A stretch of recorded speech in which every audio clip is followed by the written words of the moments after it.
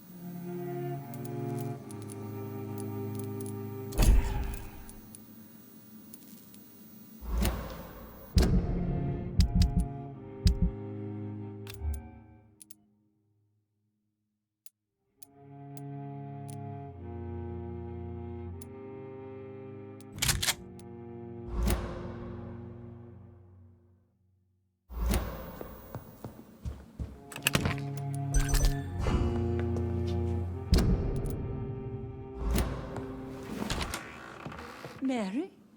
Oh, my dear daughter. How are you tonight? How is your sweet boy?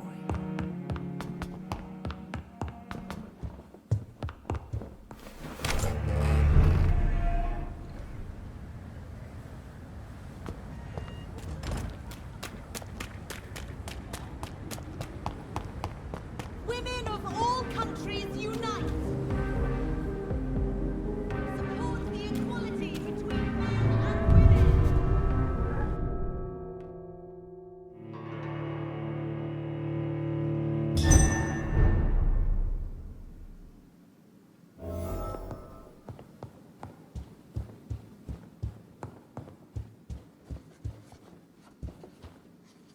Elizabeth, what are you doing here? I've been formally asked to witness your triumph, my dear.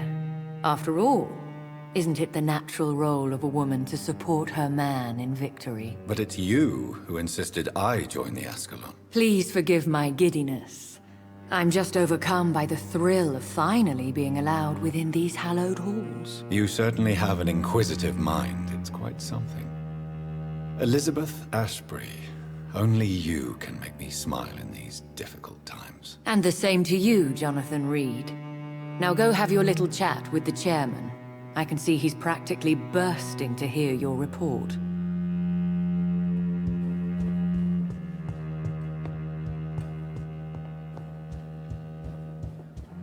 Good evening, Dr. Reed. Have a drink and enjoy this night, for it could be our last.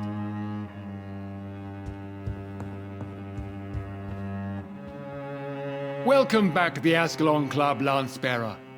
Please, tell us the good news. Have you put an end to the epidemic? My hypothesis was correct.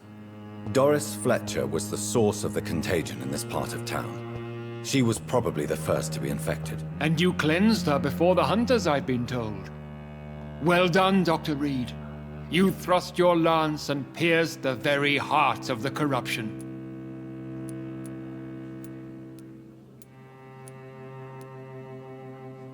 I'm just a doctor. The important thing is, we won a major battle for the survival of London. For that, we salute you. Thank you, my lord. Now, I have another task for you. One of the utmost importance. Perhaps even more so than the previous. I'm listening. It's time for you to perform a most sacred duty for the club. I want you to recruit a new vampire. Recruit a new vampire? Are you sending me on some sort of diplomatic mission? Not exactly. I want you to make Aloysius Dawson the Ekon he deserves to be.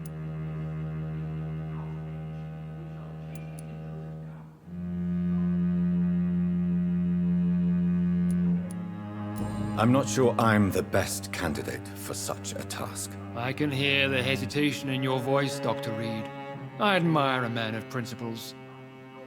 But in this matter, there is more at stake than your moral comfort. It's not a moral question, Lord Redgrave. It's the responsibility of giving immortality to a man I barely know. Nonsense. Aloysius has been a member of the Ascalon for years. This is but the fruition of a long-held plan. How would you like me to proceed? Aloysius is waiting for you at the Dawson estate. Once the deed is done, I'll join you there to celebrate this momentous occasion. Before I... All right? Why Aloysius Dawson? Because he is about to die. And he just may be the most influential man in England. After me, of course. Did he choose me? No, I did. My decision is very recent, to say the least, but it is entirely mine. Does he know I'm coming? He can't wait to become your progeny, Dr. Reed. Especially now that you have shown how strong your lineage is through your sister. You invited Lady Ashbury. Wouldn't that be breaking one of your cardinal rules? No women allowed. Not allowed as members, no. But considering the circumstances, I thought you'd like to have her here to witness your triumph. So it's a temporary admittance, then? Something of a bargain, considering the crisis we're currently facing. How would you like me to proceed? Don't worry. Aloysius has had many years to prepare himself. He has studied our kind for decades. So shall I just let him drink my blood? Yes. Aloysius will gratefully sup on your blood. His heart will slow, then stop. But he will rise again as one of us, an immortal. Is there any danger? Our blood alters a mortal body so deeply that some don't survive the metamorphosis. They die, for good. But Mr. Dawson has been preparing himself for a long time. Goodbye, Lord Redgrave.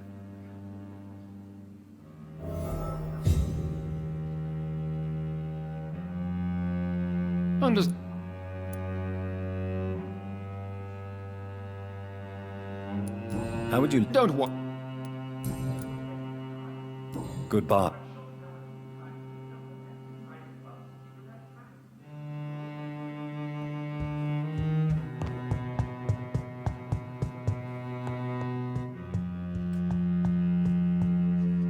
Are you all right, Jonathan? Lord Redgrave has just ordered me to turn Aloysius Dawson. To make him my progeny. I see. And how do you feel about this?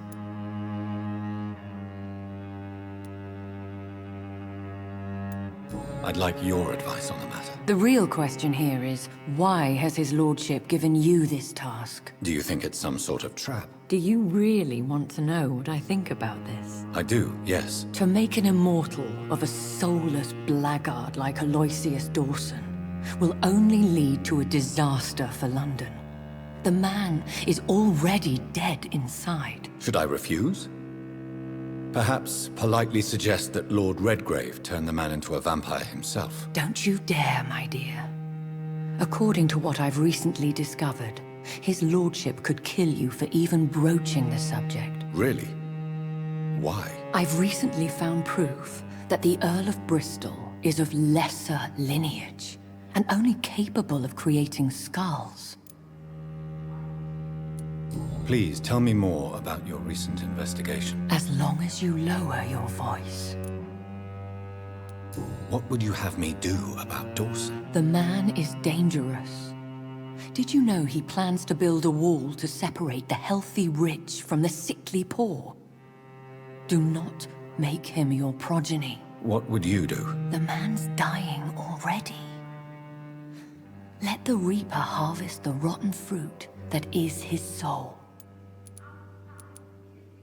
What would happen if I made Dawson an Ekon like myself? You would add a powerful immortal into a suffering world. An immortal who already craves authority. Maybe I could teach him control, like you taught me. Lead him down the right path. Mr. Dawson spent his life searching for a way to cheat death. I'm sure he has spent decades dreaming of how he'd spend eternity as a tyrant. Are you sure your information about Redgrave is correct? He says he's the progeny of the great knight William Marshall, who lived some 9 centuries ago. That's a lie. Lord Redgrave is unable to create anything but skulls, if the poor souls survive at all. How can you be sure the information was correct? I made the acquaintance of a most interesting informer while investigating your maker, from whom I learned the truth about Lord Redgrave. Why so vindictive? You suddenly sound like you're angry. Forgive me, Jonathan. I hate myself for it, but I feel such pride in my discovery. I'm afraid I just can't help it. Which is? He did serve William Marshall, and yes, the blood he covets as a token does truly belong to that legendary knight. But he was never his progeny. His lineage is not so noble. Goodbye for now, Elizabeth. Goodbye, my dear. Please, be careful.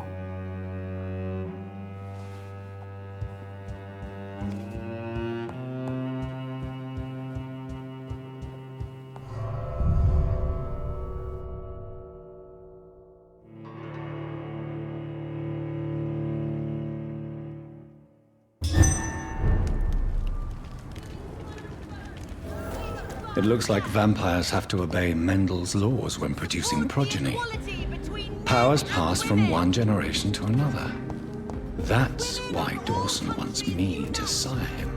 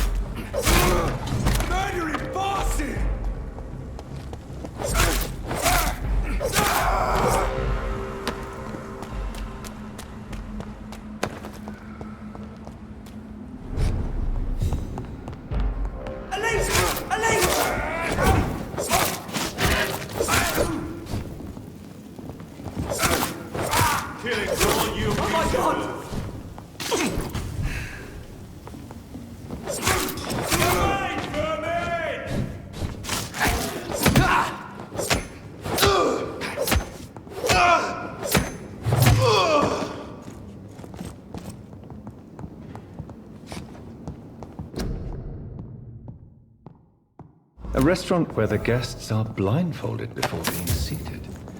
Intriguing. The other night. Good evening, Dr. Reed. A great night, what? Do you know anything about a man called Aloysius Dawson? He used to be a big spender. One day, he sent 3 houseboys to buy all the beluga in my shop. For his brother's birthday, if I remember correctly. I see. Anything else? Less gastronomic, perhaps? I really can't say. The man is filthy rich. But you know that, of course.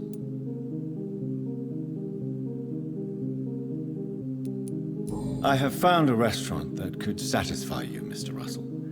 The most intriguing and exotic restaurant in London. Really? You have piqued my interest. Where is it? It's a place where you eat in complete darkness and try to identify your meal without anything but your palate. My, oh my, how interesting. It could even be fun to eat a little poisson et frites that way. Oh, thank you, Dr. Reed. Please, have this for your research. I may have...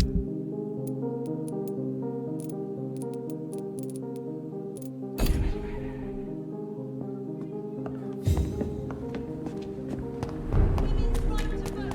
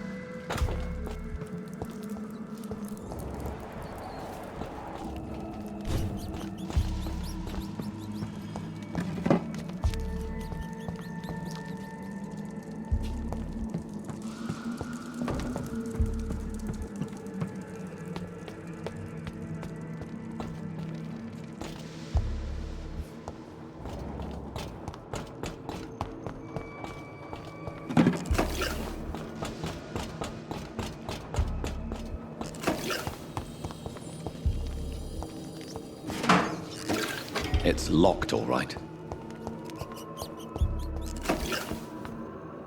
Show me your power, newborn!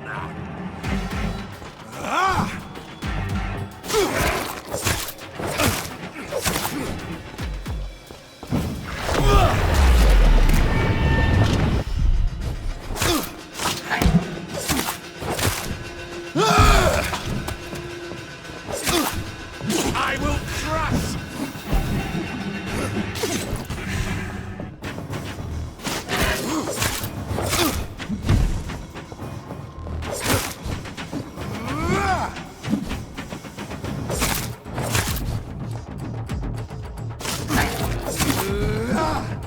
You shall learn to respect you!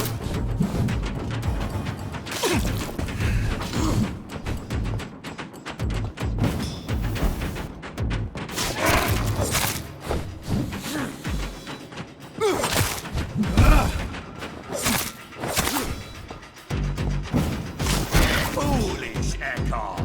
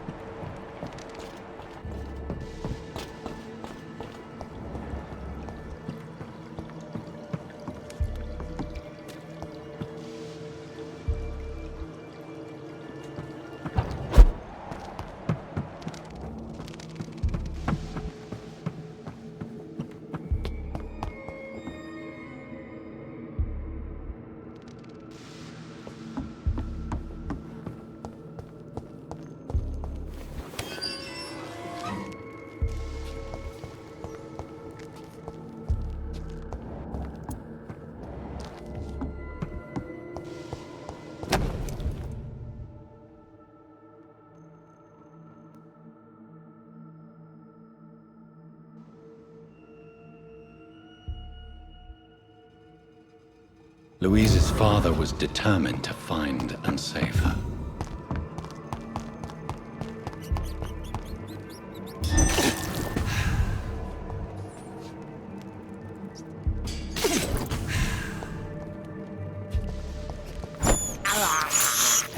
This is despicable.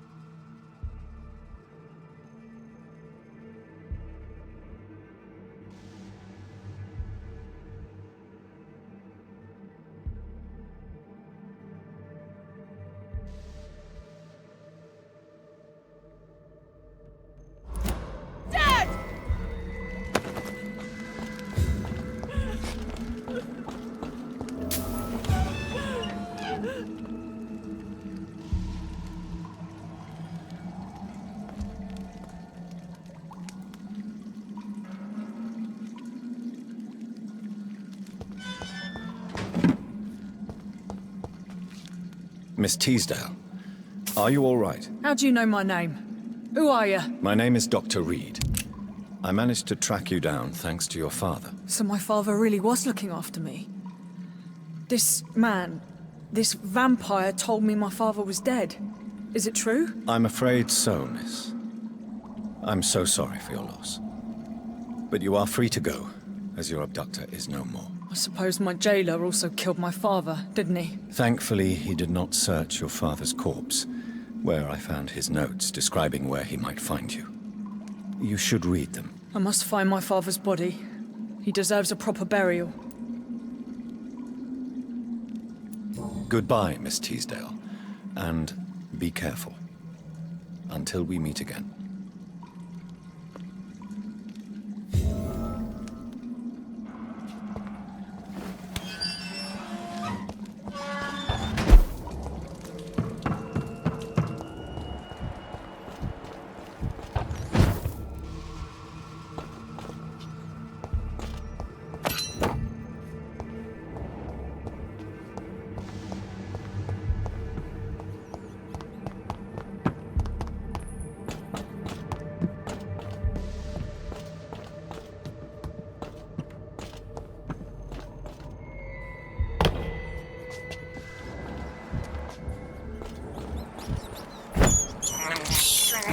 I can't believe I'm doing this.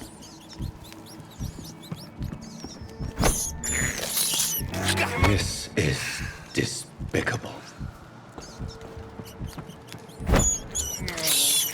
I have this thirst for blood.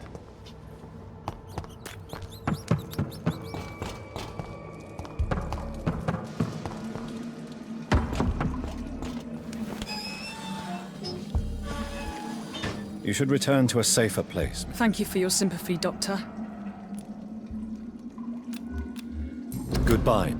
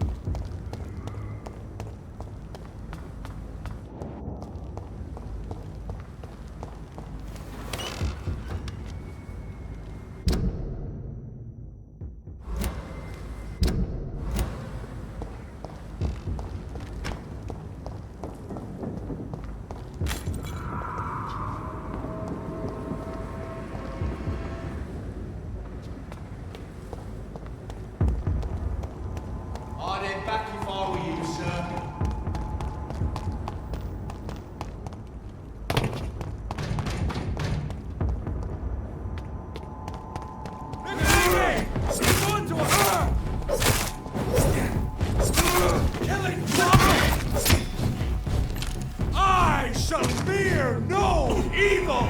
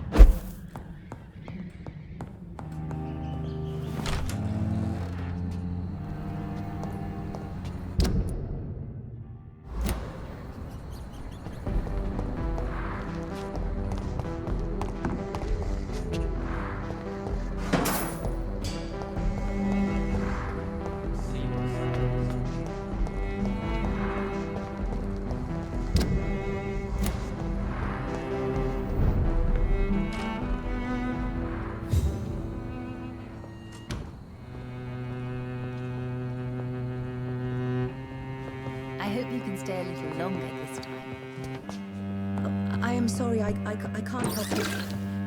Perhaps you should talk with someone else. Good evening, Miss Price. How are you tonight? Dr. Reed, I didn't know you had returned from the war. I had a new doctor when you left, but he's not as kind as you. Always glad to see a former patient in good condition. It's been a long time. Too long indeed. And as a token of my appreciation, I'll grant you the best price if you fancy buying anything from my humble shop.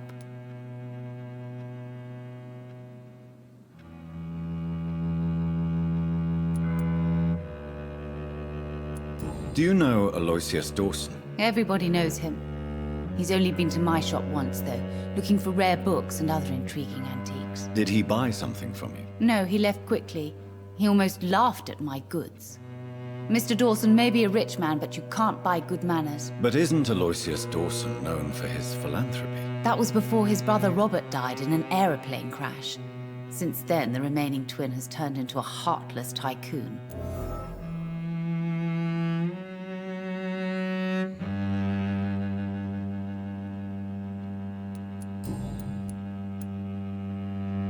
What can you tell me about yourself, Miss Price? I'm still managing my shop. The only difference is, since the quarantine, we're open at night. You, on the contrary, seem to have changed a lot.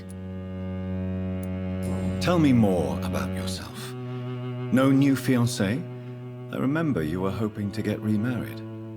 I'm sure you must have a few suitors. Who would marry an old bat like myself with a grown daughter and a little business? As you know, I only fancy handsome men like yourself.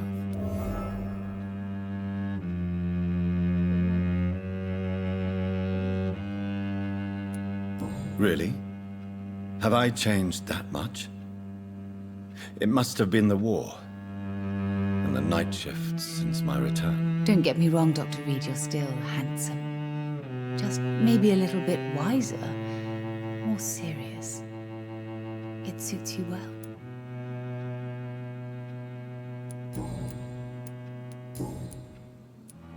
May I look? It's all...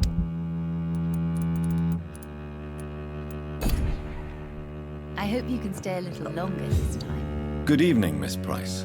I'm Dr. Reed. Do you remember me? Dr. Reed? Yes, of course. You are the doctor who healed me and my mum. Good evening, Dr. Reed. Good to see you too, Carol. Are you all right? Oh, yes. I did not hurt myself recently. I know how to take care of myself now. I'm almost a grown-up.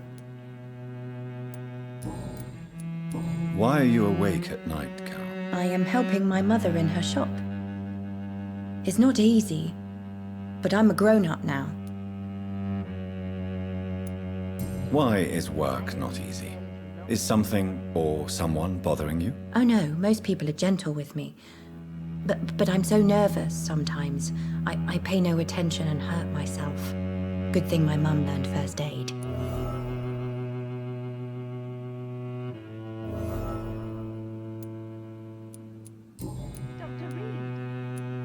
I am. I'm sure your mother is grateful for your help. I do the best I can. But I'm so clumsy sometimes. I drop things. I injure myself. It's a good thing my mother has the patience of an angel. What can you tell me of the people living nearby? I don't speak to many people, except our customers. It's not easy to make friends. And with the epidemic, it's even more difficult. What can you tell me about the epidemic? Some of our regular customers have left London. Some others only send their housemaids now. Everybody fears the contagion. I've even seen men with weapons. Have you no friends at all? No.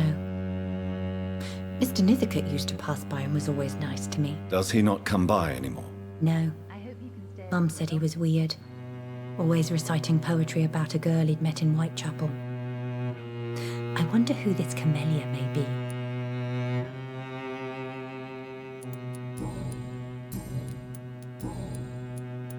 Do you enjoy working with your mother? Oh yes, Doctor. My mother raised me alone after my father died. We've always lived together, and she has always watched over me. Do you remember your father? No, I was just a baby then. My mother always told me how strong and good he was. Do you ever think about getting married, now you're a woman? Oh no, Dr. Reed. Mum always says I'm still a child who has no idea how tough life can be. No husband would like a clumsy girl like me. Have you ever met the famous Aloysius Dawson? Yes, a very strange man. Not very nice. What do you mean? He said he was ready to pay good money for rare books, and then laughed at what we showed him. Goodbye. Good morning.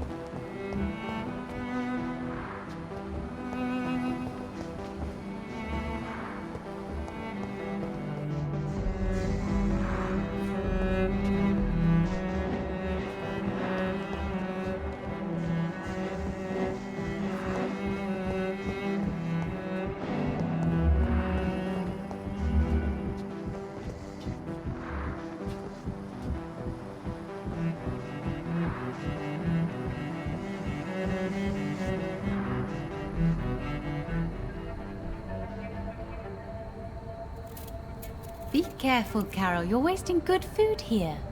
Yes, Mother. I said be careful, child. I'm sorry, sweetheart. Mummy has been so clumsy again. No, that's okay. It won't bleed for long. You're so pale. Are you feeling sick? Do you need to see a doctor? No, I'm fine. I already saw the doctor last week. Don't be silly. You must see a doctor. Just don't tell him how clumsy your mummy is, all right? I love you so much, my baby. I love you too, Mother.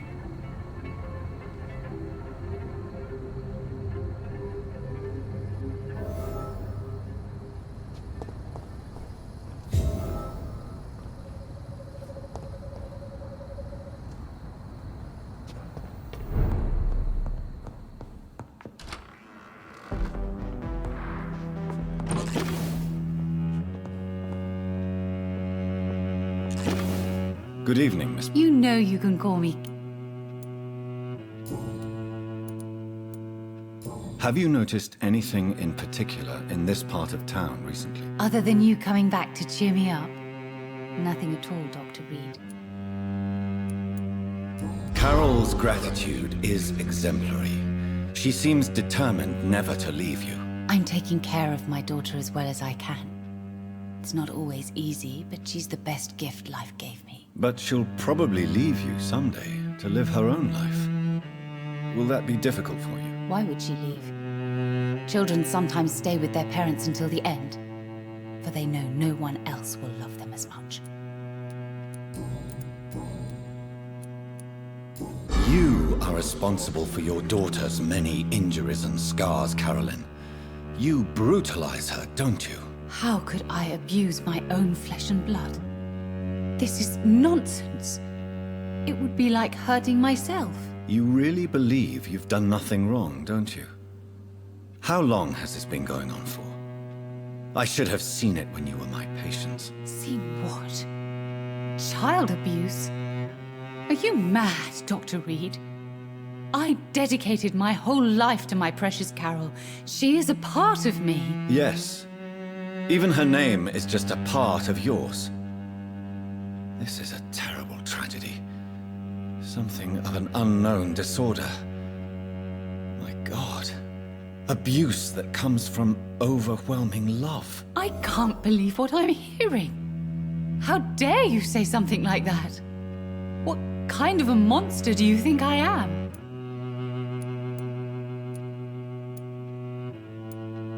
Tell me, Carolyn, do you often wound or hurt your daughter by mistake? No.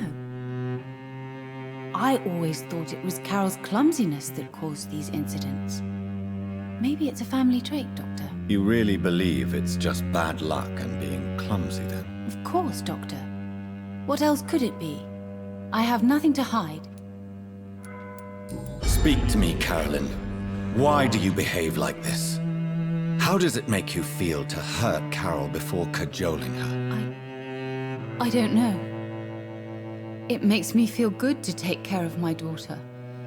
I need to feel useful. No one ever takes care of me. I need someone to take care of me. Do you realize Carol is a person? Not a toy, not a doll. The poor girl would put her hand in a flame to please you. You are both trapped in this toxic relationship. Carol and I are perfectly happy. Leave us be. How stupid I was to believe you could be a suitable husband.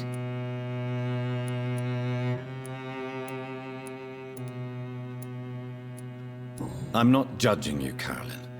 I believe you're a victim too. I'm just trying to explain that you need medical help. You will not separate me from my flesh and blood, Dr. Reed. We'd rather die. Does your daughter still worry you, Miss Price? I remember you were often concerned about her health when she was younger. Have you not seen Carol since you returned? She's almost a young woman now. But she'll always remain my sweet little baby. So you're less afraid? Some things never change. Carol is still too clumsy for her own good. Sometimes her innocence puts her in real danger. Why would her innocence put her in danger? She does not realize how cruel life can be. Maybe I was a bad mother to protect her too much. My poor dear Carol. You have every reason to be cautious, Miss Price. Especially in these difficult times. Maybe you could talk with her, Dr. Reed. It would be nice to have a man here more often. We would both feel safer. Goodbye.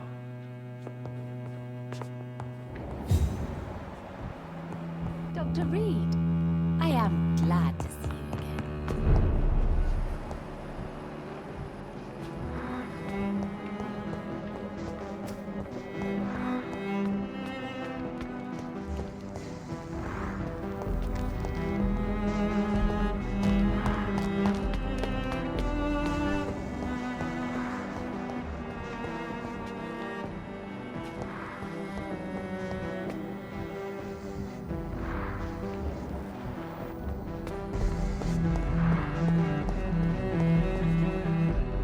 evening, sir. May I ask you what you're doing here at this late hour? I'm conducting an investigation about the epidemic in this part of town. And who are you, sir? I'm Dr. Jonathan Reed from the Pembroke Hospital. May I ask who you are and why all the questions? I'm Detective Inspector Charles Albright from Scotland Yard. And I don't find your answers convincing. What is a Pembroke doctor doing in the West End at this time of night?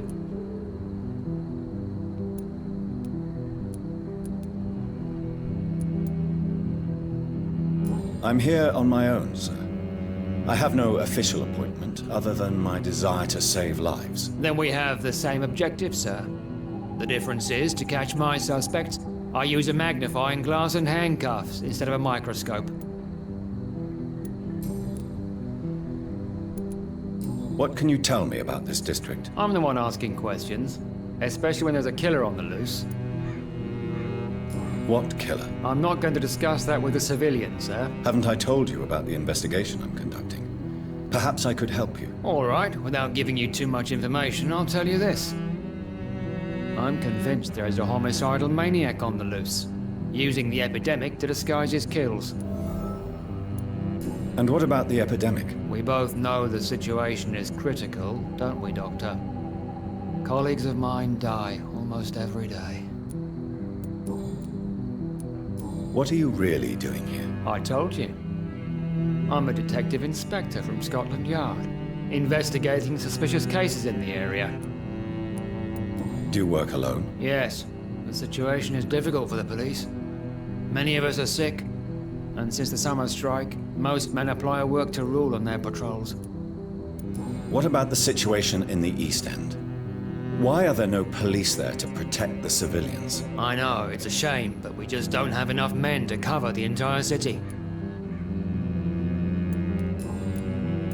Why are you investigating at night? Criminals rarely act in daylight, you know. But since you are also a night worker, have you noticed anything strange which requires police attention? No, I've noticed nothing odd. All right. But keep your eyes open, though.